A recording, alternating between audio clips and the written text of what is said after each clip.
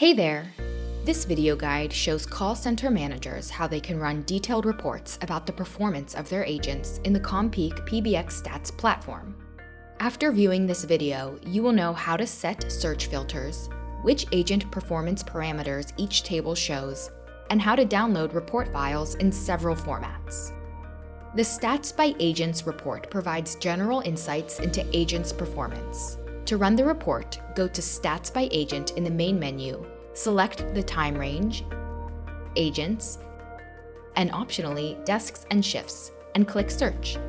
Here, you can also notice options to select and save templates. Below the search box, you will see the Agent Availability table.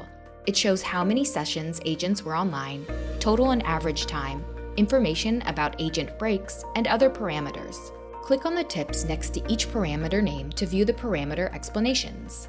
Using the toggle buttons on the top right, you can change the table view by excluding certain datasets, the number and duration of sessions and pauses, and data separation into incoming and outgoing calls. The next table allows you to compare the amount of calls by duration. For example, here you can see how many calls of less than 15 seconds, between 15 and 30 seconds, and so on each agent had. The Call Disposition by Agent table gives more information about the agent's performance. The first column displays the number of effective calls. An effective call is the one longer than a predefined duration according to custom settings in your PBX. You can see how you can change this and other parameters under the link. The table also shows how many calls were completed by each party and transferred to other agents, and how many were left unanswered. In Agent Pauses, each column shows a pause type and the number of such pauses taken by a certain agent. In brackets, the total duration of these pauses is displayed.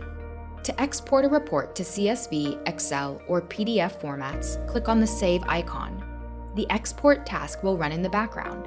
The resulting report will appear in the tasks ready for download. Thanks for watching. Good luck!